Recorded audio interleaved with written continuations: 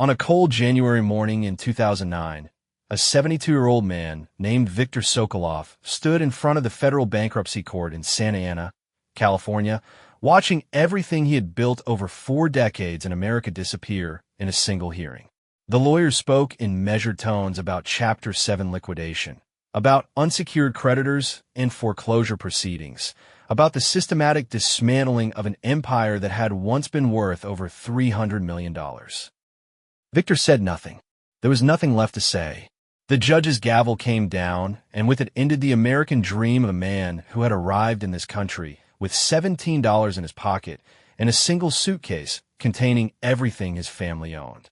The man who had once employed over 2,000 people, who had developed entire neighborhoods across Southern California, who had his name on buildings and his face on magazine covers, was now officially bankrupt. Every property gone. Every asset seized, every promise broken. But here is what the bankruptcy filing did not capture. It did not capture how Viktor had survived Soviet labor camps as a teenager. It did not capture the 2 years his family spent in a refugee processing center in Vienna, living on charity and hope. It did not capture the decades of grinding work, the brilliant gambles, the perfect timing that had allowed him to transform himself from a penniless refugee into one of the most successful real estate developers in California. And it certainly did not capture the single decision he made in 2006 that destroyed everything. A decision that seemed brilliant at the time. A decision that everyone around him was making. A decision that, in retrospect, followed the exact same pattern that has destroyed ambitious men for centuries. He leveraged everything he owned to buy more. He borrowed against properties that were rising in value every month. He believed the promises of bankers and economists who told him real estate never goes down. Every single one of those promises was a lie. Let me take you back to the beginning, because Viktor's story does not start in a bankruptcy court in California. It starts in a communal apartment in Leningrad in 1955, where a 12-year-old Jewish boy watched Soviet police take his father away in the middle of the night. Viktor's father, Mikhail Sokolov, had been an engineer before the war, a respected man with technical skills that had value even in Stalin's paranoid state. But in the purges that followed Stalin's death, when the Soviet system turned on itself looking for enemies, those skills did not protect him. Someone had denounced him for making a joke about the party. Someone had reported that he listened to Voice of America on an illegal radio. The accusation was enough. Mikhail was sentenced to 8 years in a Siberian labor camp for anti-Soviet agitation. Viktor, his mother, and his younger sister were left behind in their single room, marked now as the family of an enemy of the state. Viktor's mother lost her job at the textile factory. The neighbors stopped speaking to them. The ration cards that provided their food were reduced. Viktor learned something in those years that would define the rest of his life. He learned that everything you have can be taken away in a moment. He learned that systems you think are permanent can collapse overnight. He learned that the only security comes from what you can build with your own hands and protect with your own cunning. When Stalin died and Khrushchev's thaw began, Mikhail was released after 5 years. He came home a broken man, 20 kilograms lighter, missing teeth, his engineer's hands scarred and stiff from frostbite. But he was alive. And in 1972, when the Soviet Union briefly opened emigration for Jews under international pressure, the Sokolov family applied to leave. The application itself was dangerous. You could lose your job for applying. You could be arrested for speculation about leaving. But Mikhail, who had already lost everything once, was willing to risk it again. In June 1973, after months of bureaucratic torture, after paying bribes that consumed their life savings, after enduring interrogations and public humiliation, the Sokolov family received permission to emigrate. They were given 2 weeks to leave the country. They could take 1 suitcase per person and 100 rubles. Everything else, the furniture, the family photographs, the books, the small treasures accumulated over a lifetime, had to be left behind. The Soviet state considered emigration a betrayal. You did not get to take Soviet property with you when you left. The Sokolov family arrived in Los Angeles in August 1973 with almost nothing. Victor was 30 years old, married with a 2-year-old daughter. He spoke broken English learned from illegal language tapes. His engineering degree from Leningrad Polytechnic was worthless in America. No one would recognize Soviet credentials. His father, once a respected engineer, found work as a night janitor at an office building in Glendale. His mother cleaned houses. Victor himself took any job he could find. He washed dishes in restaurants. He worked construction sites. He drove a taxi at night. For 2 years, the family of 5 lived in a 1-bedroom apartment in East Hollywood, sleeping in shifts, saving every dollar. But Victor was watching. He was learning. He was studying the system. On his taxi shifts, he drove through neighborhoods across Los Angeles, paying attention to which areas were changing, which communities were growing, where immigrants like himself were beginning to establish themselves. He noticed something that the native-born Americans did not see. He noticed that immigrants, especially Asian and Middle Eastern families, wanted to buy property even when they had very little money. They wanted ownership, not rent. They wanted security that could not be taken away. In 1975, Victor took every dollar his family had saved, borrowed money from other Russian immigrants, and put together a down payment on a small 4-unit apartment building in Koreatown. The building was run down, in a neighborhood that banks considered risky. The previous owner was desperate to sell. Victor paid $48,000 for a property that would be worth millions decades later. He renovated the building himself, working nights and weekends. He rented to other immigrants who could not get approval from traditional landlords. He charged fair rents and maintained the property carefully. Within 2 years, the building was fully occupied and generating steady income. More importantly, it had appreciated in value. Victor used the equity in that first building to buy a second property, then a third, then a fourth. He developed a system. Buy buildings in immigrant neighborhoods just before they gentrified. Renovate them carefully but inexpensively. Rent to tenants who could not get credit elsewhere, but who paid reliably. Build relationships with small local banks that understood these communities. By 1980, Victor owned 11 properties. By 1985, he owned 43. By 1990, he had transformed himself from a refugee taxi driver into a significant commercial real estate developer with holdings across Southern California. His company, Sokolov Development Corporation, employed over 300 people and managed properties worth over $80 million. Victor became a symbol in the Russian immigrant community. The man who had escaped the Soviets and conquered America. The man who proved that with enough work, enough sacrifice, enough courage, you could build anything in this country. He was profiled in Russian-language newspapers. He gave speeches at synagogues and community centers.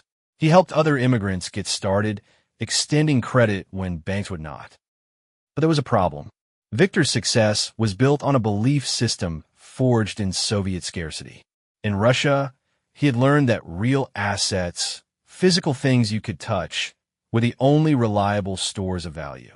Paper money was worthless. Government promises were lies. But buildings, land, physical property, those were real. This belief served him brilliantly in the 1970s and 1980s when California real estate was undervalued and growing steadily. It served him through the recession of 1991 when he bought distressed properties from failed savings and loans. It even served him through the dot-com bubble and crash when he expanded into office buildings and commercial space. But by the early 2000s, Victor's philosophy had evolved into something dangerous. Real estate was not just a good investment. It was the only investment. It could not fail. It would always appreciate. And because it would always appreciate, it made sense to borrow as much as possible to buy as much as possible. In 2003, Victor's company was worth approximately $120 million with relatively conservative leverage. He owned properties outright or with substantial equity. He had survived every downturn by maintaining liquidity and avoiding excessive debt. His bankers considered him one of the most conservative developers in Southern California. Then the easy money era began. Interest rates dropped to historic lows after the 2001 recession. Banks, flush with cheap credit from the Federal Reserve, began competing aggressively for real estate loans. Financial innovations like interest-only loans, adjustable-rate mortgages, and complex derivatives made it possible to borrow amounts that would have been unthinkable a decade earlier. In 2004, Viktor made the decision that would destroy him. He took out a $200 million credit line secured against his existing properties. The terms were extraordinary. Interest-only payments for 5 years. Adjustable rates tied to LIBOR that started at less than 4%. The loan documents, which Viktor's lawyer reviewed carefully, included covenants that seemed reasonable. The properties had to maintain their current value. Rental income had to cover the interest payments. Every single one of those conditions seemed safe in 2004. Property values in Southern California had been rising at 15% per year for 5 years straight. Rental demand was strong. The economy was growing. Every economist Viktor talked to, every banker who courted his business, every real estate conference he attended delivered the same message. This time was different. The fundamentals had changed. Real estate had entered a new era. Viktor used the $200 million to go on a buying spree. He acquired a portfolio of office buildings in Orange County. He bought land for development in the Inland Empire where housing was expanding rapidly. He purchased a stake in a luxury condominium project in downtown San Diego. By the end of 2006, Viktor's real estate empire had grown to over $300 million in value.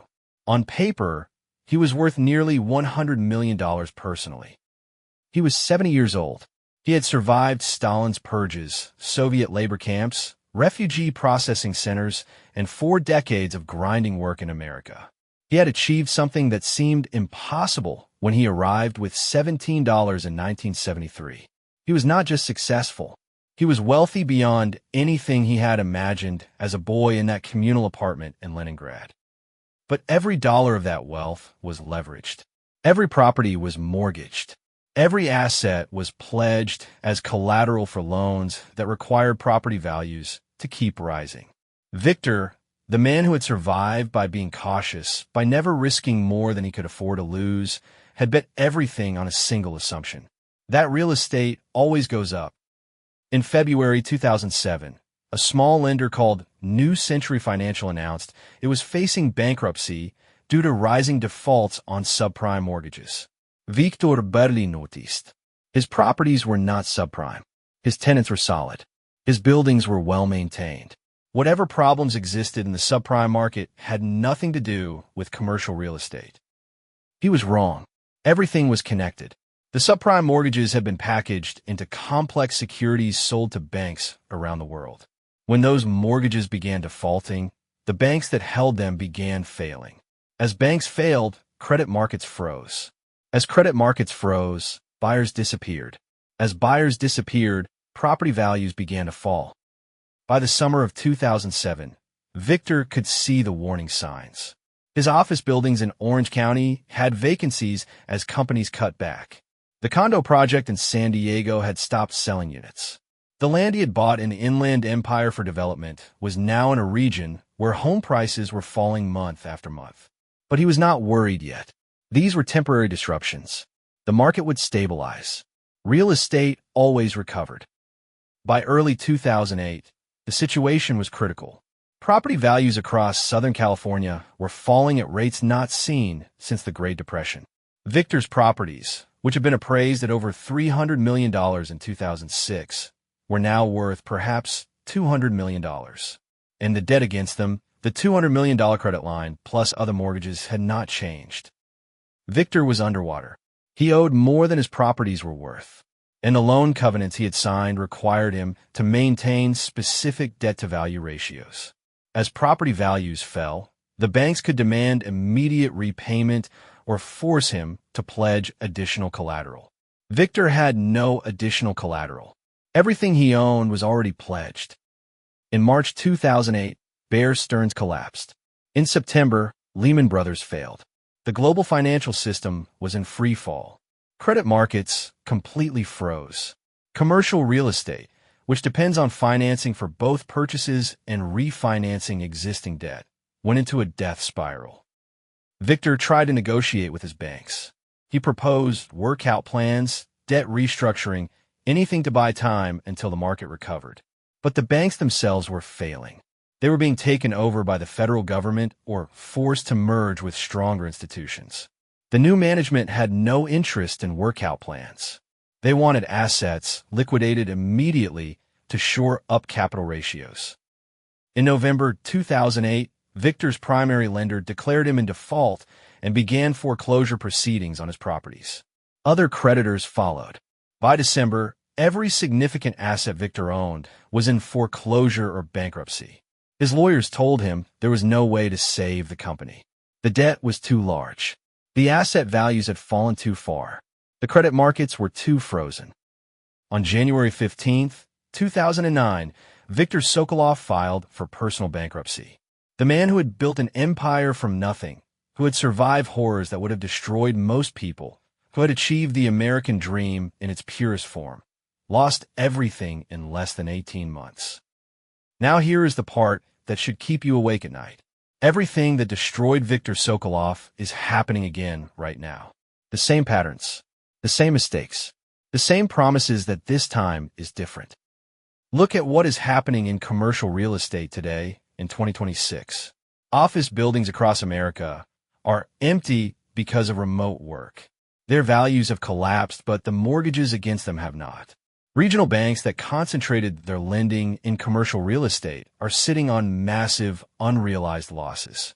The Federal Reserve has raised interest rates from near zero to over 5% in less than 2 years, making refinancing impossible for properties bought with cheap debt. Look at what is happening with leverage. Private equity firms and real estate investment trusts borrowed trillions of dollars when interest rates were at historic lows. They bought properties at peak valuations, assuming rates would stay low forever. Now those properties are worth less, and the debt service has doubled or tripled. Look at what the smart money is doing. Major investors are quietly exiting commercial real estate. Banks are tightening lending standards. Insurance companies are reducing their exposure. The institutions that understand financial history are positioning themselves for what comes next. Viktor's mistake was not buying real estate. Real estate is a solid long-term investment when purchased conservatively. Viktor's mistake was believing that because something had always worked, it would continue to work forever. His mistake was using maximum leverage at the peak of the market. His mistake was confusing a bull market with genius. These are the exact mistakes being made today by people who have only experienced rising markets. They have never lived through a real crash. They have never seen how quickly liquidity disappears. They have never experienced the feeling of watching paper wealth evaporate while debt remains brutally real. Let me tell you what happened to Viktor after the bankruptcy. He lost his houses, both of them. He lost his cars. He lost his savings. At 72 years old, he moved into a small apartment in the same neighborhood where he had lived when he first arrived in America 35 years earlier. But Viktor had something that many people who lose everything do not have. He had perspective. He had survived worse. He had been a teenager in a Soviet labor camp. He had been a refugee with nothing. He had built an empire once from $17. The bankruptcy was devastating, but it was not the worst thing that had happened to him. Viktor spent his remaining years, he died in 2017, working as a consultant helping other immigrants start small businesses. He never rebuilt his empire. He never recovered his wealth. But he also never stopped believing that America, for all its flaws and cycles and crashes, was still the place where you had the best chance to build something from nothing. The people who knew Viktor in both his success and his failure tell two different stories about him. The people who knew him when he was wealthy remember the buildings with his name on them, the magazine profiles, the speeches at charity dinners. The people who knew him after the bankruptcy remember something else. They remember a man who had lost everything twice in his life and somehow maintained his dignity both times. Here is what Viktor's story teaches us. Leverage is a sword that cuts both ways. In rising markets, it amplifies your gains and makes you feel like a genius. In falling markets, it amplifies your losses and destroys you. The distance between genius and fool is often just timing and luck. The financial system is designed to encourage maximum leverage at exactly the wrong time. When markets are high and risks are greatest, credit is easiest and cheapest. When markets are low and opportunities are best, credit disappears. Banks do not lend based on value. They lend based on momentum, and momentum always reverses. The promises of eternal growth, of new eras, of fundamental changes that make old rules obsolete. These promises appear in every bubble. They appeared before 1929. They appeared before 2008. They're appearing now, and they're always lies. Nothing fundamental ever changes. Markets rise and markets fall. Debt must be repaid. Leverage kills. Viktor survived Stalin and Soviet labor camps and refugee processing centers and 4 decades of American capitalism. What finally destroyed him was not external oppression. It was his own belief that he had mastered the system. It was his assumption that the good times would last forever. It was his decision to risk everything when he already had enough. How much of your wealth is leveraged right now? How much depends on asset prices staying high or going higher? How much depends on credit remaining cheap and available? How much depends on the economy remaining strong and markets remaining liquid? If any of those conditions change, which they always do, what happens to everything you have built? Viktor would tell you, if he were still alive, that the only wealth that matters is wealth you own free and clear. Wealth that cannot be taken away by a margin call or a foreclosure notice or a bankruptcy filing. Wealth that can survive a crash. Because crashes always come. The only question is whether you will be positioned to survive them or whether you will be destroyed by them. History is warning us. The patterns are repeating. The leverage is extreme.